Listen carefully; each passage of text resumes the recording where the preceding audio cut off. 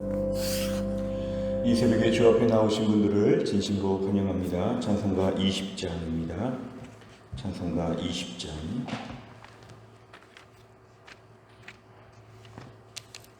찬송가 20장 찬양드리겠습니다.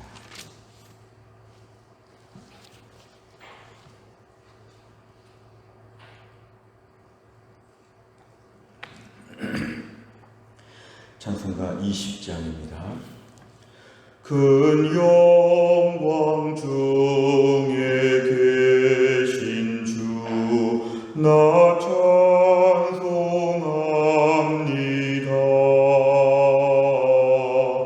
영원히 계신 주 이름 나 찬송합니다. 한없이 크신 능력을 나 찬송합니다.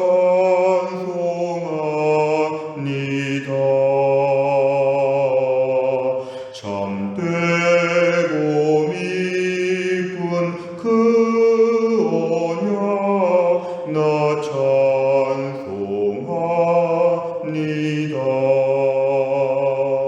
온 천지 창조하시던 그 말씀이 믿소. 영원히 변치 않는 줄 나 믿사옵니다. 그 온유하신 충성 날 불러주시고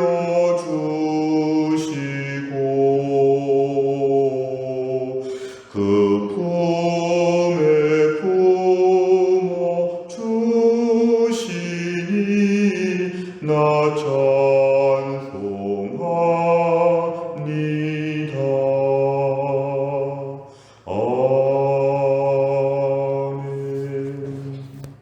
하나님 말씀은 예레미야 36장 20절입니다.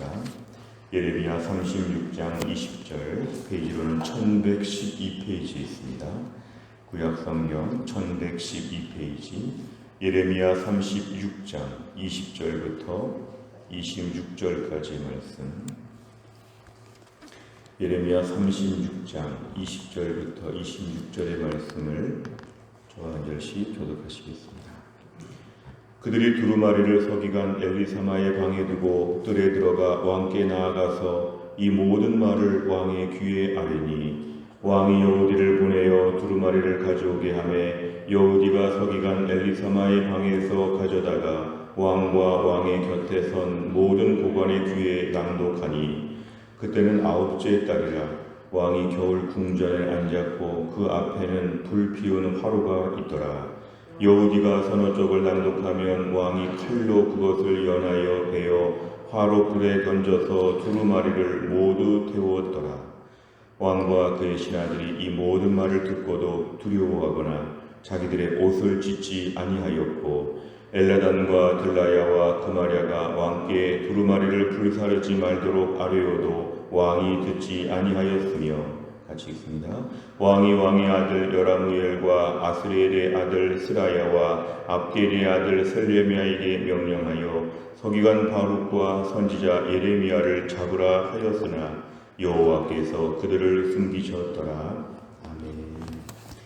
예레미야 36장에서는 하나님께서 특별히 예레미야에게 명령하시기를 그동안 20년이 넘도록 하나님이 선포한 메시지를 총정리하여 두루마리에 기록하라고 하였습니다. 그 기록하는 일을 바룩이라고 하는 사람에게 맡겨서 그 모든 일을 다 기록하고 백성들 앞에서 낭독하게 되었을 때 백성들이 회개하였다, 금식하였다. 이게 바로 우리가 36장의 주된 내용이었습니다. 일반 백성들은 하나님 말씀을 듣고 금식하고 회개하고 두렵게 생각을 하였는데 어제와 오늘 말씀에 의하면 모든 높은 신하들, 오히려 고위공직자들, 책임 맡은 자들은 강팍한 마음으로 이 말씀에 또 다른 반응을 보이게 됩니다. 이제 오늘 20절에 그들이 할 때 이 그들은 바로 어제 나온 본문의 고위 공직자들, 나라 안에 중요한 책임을 맡은 자들은 그 두루마리를 가지고 이제 다 모아서 왕 앞에 가게 됩니다. 무엇보다 왕, 여호야김 왕이라고 하는 왕은 남유다의 거의 마지막의 왕이었는데 그 앞에 가서 왕에게 지금 얘기하고 있습니다.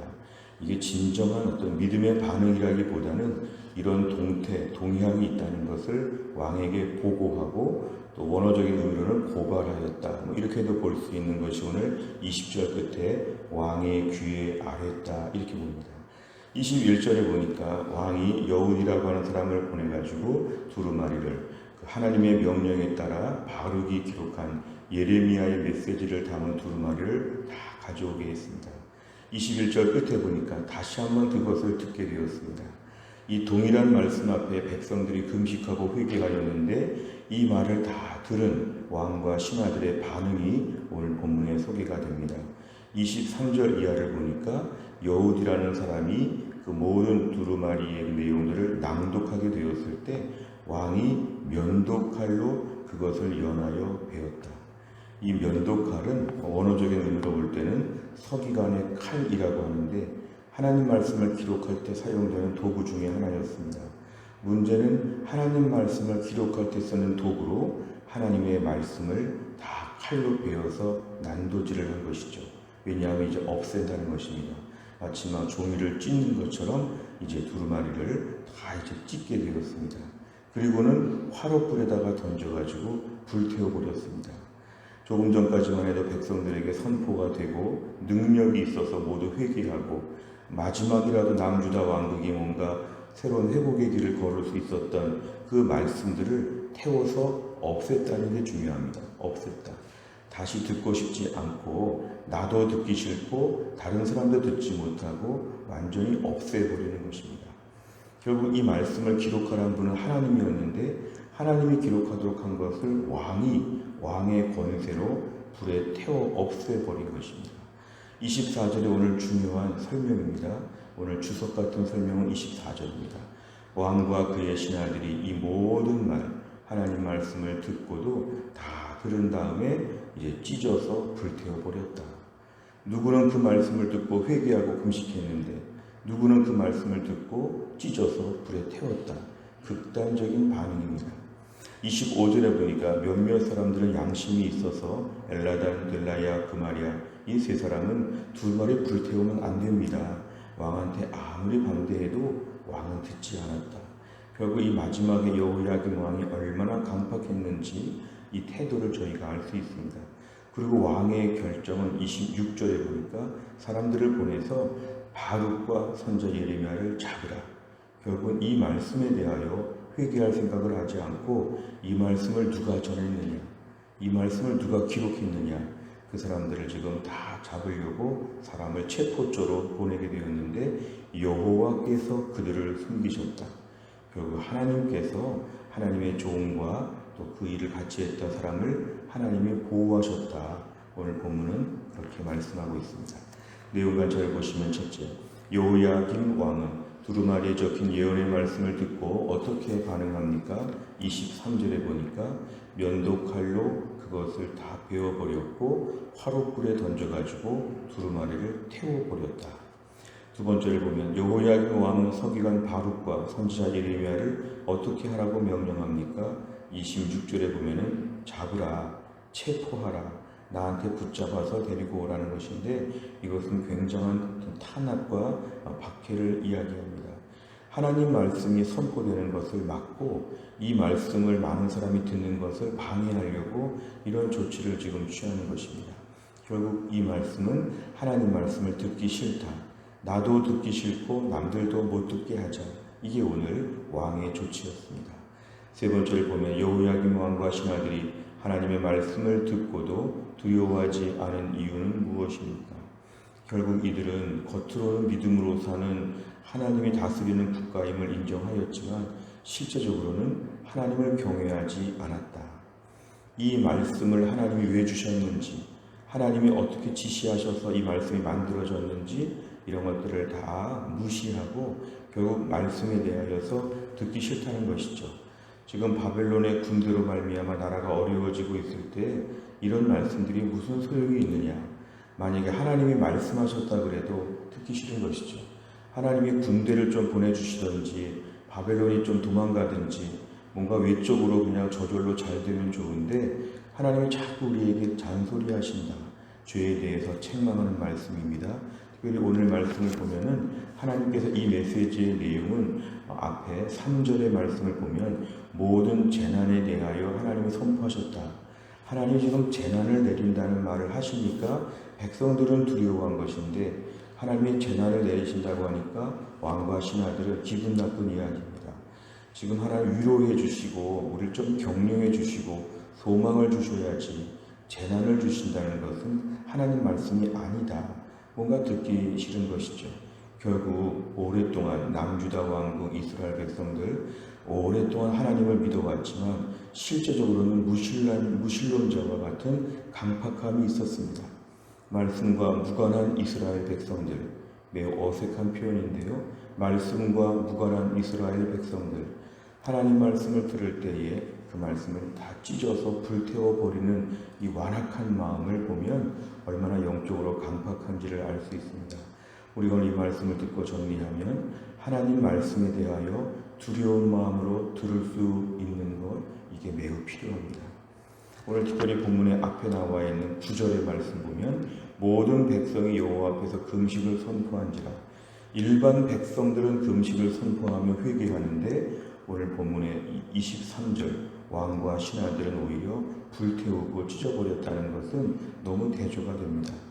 오늘 신앙생활 저희가 오래 했지만 하나님 말씀에 대하여 매번 어떤 반응을 보이고 있는가, 9절 같은 반응을 보이는가, 23절 같은 반응을 보이는가, 하나님 실제적으로 말씀 앞에 두렵게 떨며 순종하게 하여 주옵소서. 우리의 믿음을 돌아보아야 합니다. 예수를 오래 믿었는데 실질적으로는 23절 같은 사람들이 많습니다. 하나님 말씀을 면도칼로 모두 베어버리고 불에 던져라. 이런 강팍한 마음이 우리 안에 있다면 이건 신앙생활 잘못하는 것입니다. 하나님 말씀은 듣고 회개하고 뉘우치고 고치는 것이 중요하지 하나님 말씀 칼로 베어서 불에 던진다고 오늘 26절에서 예레미야와 바룩을 붙잡는다고 하나님 말씀은 없어지지 않습니다. 문제는 말씀 앞에서 내가 바뀌어야지 내 앞에서 말씀이 바뀌어야 한다는 것은 영적인 모순입니다. 오늘 말씀 앞에 하나님을 두려워해야 하나님 말씀을 두려워하게 되어 있다. 무법천지와 같았던 당시의 영적인 상황, 하나님 말씀을 통하여 회개하고 돌아오는 것이 이들에게는 필요했습니다. 네 번째를 보면 하나님의 말씀을 듣고도 두려워하지 않는 왕과 신하들을 보며 무엇을 느낍니까? 네 번째 문제가 우리 자신을 돌아본다면 우리는 과연 말씀 앞에 두려워하는가? 하나님의 재앙과 심판, 책망을 들을 때 두려워하는가? 기분 나빠하는가? 하나님 말씀을 들을 때 고칠 것을 생각하는가? 기분 나쁜 것을 생각하는가? 하나님 말씀이 나의 죄를 책망하면 회개해야 되는 것이 최종적인 우리의 입장입니다. 하나님 말씀을 들을 때마다 저것은 나에 대해서 좀 기분 나쁘다 이런 말씀을 들으면 내가 하나님보다 높은 것이죠. 하나님은 내 위에 계시기 때문에 무슨 말씀도 하실 수 있습니다. 칭찬도 하실 수 있지만 책망도 하실 수 있습니다. 나는 100% 칭찬과 격려와 위로만 받아야 된다는 교만함은 말씀을 듣는 태도가 아닙니다. 하나님은 천지를 창조하시고 모든 걸 다스리시는 매우 높으신 분이십니다. 하나님 말씀 앞에서 날마다 순종하고 겸손하게 듣고 회개하는 태도가 우리에게는 매우 필요합니다. 다윗이 나단 선지자의 예언의 말씀을 듣고 회개한 것처럼 결국 말씀 앞에 우리 모두가 지위고하를 막론하고 회개하는 태도가 필요한데 말세에 강팍한 심령이 되면 말씀을 거부하고 자꾸만 화를 낸다. 하나님 말씀 앞에 화를 내는 태도는 매우 불순종하는 것입니다. 내 안에 이런 모습이 있다면 오늘 회개하고 돌이키는 것이 하나님의 명령입니다. 다섯 번째를 보면 나는 경책하는 하나님 말씀 앞에서 어떻게 반응합니까? 하나님 말씀에 겸손히 반응하고 순종하기 위해 구체적으로 무엇을 결단하겠습니까? 하나님 말씀 앞에서 나는 금식하며 회개하며 순종하는가? 하나님 말씀 앞에 분노하고 기분 나빠하고 짜증을 내는가 우리 자신을 돌아보라는 것입니다. 오늘 복받는 비결은 하나님 앞에서 겸손하게 반응하는 것입니다. 현실적인 부분에 대해 순종하고 하나님 말씀 앞에 그대로 매일매일 여쭤보는 것, 평생 하나님 앞에서 이렇게 살다가 천국 가는 것입니다. 끝까지 순종하는 것. 믿음은 유정의 미가 중요합니다. 나이가 들고 점점 세월이 가도 말씀 앞에 끝까지 어린아이처럼 순종하겠습니다. 오늘도 주님 제 심령이 강팍해지지 않게 하여 주시고 자기 연민에 빠져서 시대적인 어려움을 핑계 삼아서 어쩔 수 없다 하는 것이 아니라 하나님 제가 오늘도 온전하게 살고 싶습니다. 오늘 본문의 여호야김 왕처럼 되지 아니하도록 오늘 본문 앞에 있는 일반 백성들처럼 말씀 앞에 철저하게 엎드릴 수 있는 주의 백성 되게 하여 주옵소서. 이런 은혜를 다 받을 수 있기를 주의 이름으로 축원합니다. 기도하겠습니다. 하나님 아버지 감사합니다. 오늘도 이 새벽에 하나님이 저희를 깨우시고 주 앞에 나와 기도하게 하신 하나님 감사합니다. 오늘도 우리에게 주시는 말씀을 놓고 하나님께 기도합니다. 하나님의 말씀이 선포되고 기록되었을 때 여기에 대하여 화를 내고 불태워서 찢어 없애버렸던 여호야김과 신하들의 모습을 보며 우리들의 마음도 이런 마음이 있지 않은가. 내가 힘들고 어려울 때 하나님 말씀에 대하여 화를 내고 부정적으로 생각하고 자기가 얼마나 힘든지 어려운지 자기 입장에 빠져서 하나님 말씀 앞에 온전히 순종하지 못했던 저희들을 용서해 주시고 오늘 차라리 본문에 등장했던 일반 백성들이 슬퍼하며 회개하며 뉘우쳤다고 하였는데 우리에게도 이러한 낮아지는 마음을 하나님이 허락하여 주옵소서. 코로나가 계속되고 있고 경제적인 어려움들이 있고 정치적인 혼란이 있고 우리 인생의 중년과 노년에 많은 고통과 어려움이 있는데 이 속에서 우리가 날마다 우리 형편과 사정을 내세우지 아니하고 하나님 말씀을 명령으로 받아 그대로 순종하게 하여 주시고 이렇게 하루하루 살다가 천국 갈 수 있는 믿음의 자세가 회복될 수 있도록 하나님이 함께하여 주옵소서. 오늘도 말씀 앞에 엎드린 주의 백성들을 복 주시고 하루 종일 믿음으로 하나님만 경외하는 신실한 백성 되게 하여 주옵소서. 하나님 아버지 한날의 일정을 주님께 의탁하오며 예수님의 이름으로 기도하옵나이다. 아멘. 우리가 매주 금요일마다 기도하는 교회 100대 기도 제목이 있습니다. 오늘은 다락방 예배와 전도회 세 가족을 위해서 71번부터 84번까지 오늘 함께 꼭 기도해 주시기를 바랍니다. 주기도문 하겠습니다. 하늘에 계신 우리 아버지여, 이름이 거룩히 여김을 받으시오며 나라 임하옵시며 뜻이 하늘에서 이룬 것 같이 땅에서도 이루어지이다. 오늘날 우리에게 일용할 양식을 주옵시고 우리가 우리에게 죄 지은 자를 사하여 준 것 같이 우리 죄를 사하여 주옵시고 우리를 시험에 들게 하지 마옵시고 다만 악에서 구하옵소서. 대개 나라와 권세와 영광이 아버지께 영원히 있사옵나이다. 아멘.